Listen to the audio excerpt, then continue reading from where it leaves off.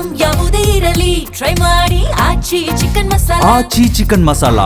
ಹಾಗಾದ್ರೆ ಈ ಉಪಚುನಾವಣೆಯಲ್ಲಿ ಸರ್ 2.25 ವರ್ಷದ ಆಡಳಿತವನ್ನ ಕರ್ನಾಟಕದ ಜನತೆ ನೋಡಿರುವುದರಿಂದಾಗಿ ಬಾಗಲಕೋಟೆ ಮತ್ತು ದಾವಣಗೆರೆ ದಕ್ಷಿಣ ಕ್ಷೇತ್ರದ ಈ ಸೋಲು ಗೆಲುವು ಈ 2.25 ವರ್ಷದ ಆಡಳಿತ ಹೆಂಗಿರಬಹುದು ಅಂತ ಹೇಳ್ಬೋದಾ? ನಾವು ಏನು ಹೇಳ್ತಿದ್ದೀವಿ ಅಂದರೆ, ನಮ್ಮ ಹೋದ ಈ ಪರ್ಟಿಕ್ಯುಲರ್ ಟರ್ಮಲ್ಲಿ ನಮ್ಮ ಪಕ್ಷಕ್ಕೆ ಸ್ವಲ್ಪ ಹಿಂದುಳಿತು, ಸಾಕಷ್ಟು ಪರಾಭವ ಹೊಂದಿದ್ದೀವಿ, ಆಯಿತು. ಬಟ್ ಏನಾಗುತ್ತೆ ಅಂತ ಹೇಳಿದ್ರೆ, ನಥಿಂಗ್ ಈಸ್ ಪರ್ಮನೆಂಟ್.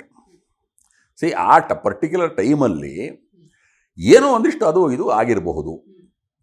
ಬಟ್ ಹಂಗಂತ ಹೇಳಿ ನಮ್ಮ ಪಕ್ಷ ಏನಿದೆ ಅದು ಯಾವತ್ತಿದ್ರೂ ಬಹಳ ಮುಂದೆ ಇರೋ ಪಕ್ಷ ಅದು. ಯಾಕೆ ಅಂತ ಹೇಳ್ತೀನಿ ಕೇಳಿ. ನೋಡಿ, ಇವತ್ತು ಒಂದು ಕಾಲದಲ್ಲಿ ಏನಾಗೋದು, ಭಾರತ ದೇಶ ಹಿಂದುಳಿದ ದೇಶ ಅಂತಿತ್ತು, ಕರೆಕ್ಟಾ? ಸಾಕಷ್ಟು ಪ್ರಧಾನಮಂತ್ರಿಗಳು ಬಂದರು, ಪ್ರಧಾನಮಂತ್ರಿಗಳು ಹೋದರು. ಮಾಡ್ತಾ ಮಾಡ್ತಾ ಮಾಡ್ತಾ ಏನಾಯಿತು, ಎಲ್ಲ ಪ್ರಧಾನಮಂತ್ರಿಗಳು ಚೆನ್ನಾಗಿ ಮಾಡಿದ್ದಾರೆ, ಯಾರು ಏನು ತಪ್ಪೇನು ಮಾಡಿಲ್ಲ. ಹೋಗ್ತಾ ಹೋಗ್ತಾ ಏನಾಗ್ತಾ ಬಂತು ಅಂದರೆ, ಸಡನ್ನಾಗೆ ನಮ್ಮ ಒಬ್ಬರು ಎಲ್ಲಿಂದಾನೋ ಬಂದರು, ಅವರು ನಮ್ಮ ಶ್ರೀ ನರೇಂದ್ರ ಮೋದಿ ಅವರು. ಈಗ ಅವರು ಬಂದ ಮೇಲೆ ಸಿಚುವೇಶನ್ ಬಿಕೇಮ್ ವೆರಿ ಡಿಫರೆಂಟ್. ನಾವು ಎಲ್ಲಿಂದ ಎಲ್ಲೋ ಹೊರಟೋಗ್ಬಿಟ್ವಿ. ಈಗ ಮುಂಚೆ ಎಲ್ಲ ಏನು ಹೇಳೋರಿದ್ರು ಅಂತ ಹೇಳಿದ್ರೆ, ಹಲವಾರು ಜನರು ದೇಶ ಆಳಿದ್ದಾರೆ. ಆ ಟೈಮಲ್ಲಿ ಎಷ್ಟೋ ಇಶ್ಯೂಸು ಮಾಡಿಲ್ಲ ಅವರು. ಬಟ್ ಈಗ ನಮ್ಮ ನರೇಂದ್ರ ಮೋದಿ ಅವರು ಏನಿದ್ದಾರೆ, ನಾನು ಆ ಪಕ್ಷದಲ್ಲಿ ಇದ್ದೀನಿ ಅಂತ ನಾನು ಹೇಳ್ತಾ ಇಲ್ಲ, ನಾನು ಪಕ್ಷದಲ್ಲಿ ಸೇರ್ಕೊಂಡಿದ್ದೀನಿ, ಅದರಲ್ಲಿ ಸಂಶಯನೇ ಇಲ್ಲ.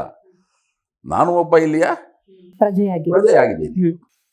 ಆದ್ರೆ ಏನಂತ ಹೇಳಿದ್ರೆ, ನಮ್ಮ ನರೇಂದ್ರ ಮೋದಿ ಅವರು ಬಹಳ ಒಂದು ಒಳ್ಳೆ ಟೀಮ್ ಇಟ್ಕೊಂಡಿದ್ದಾರೆ.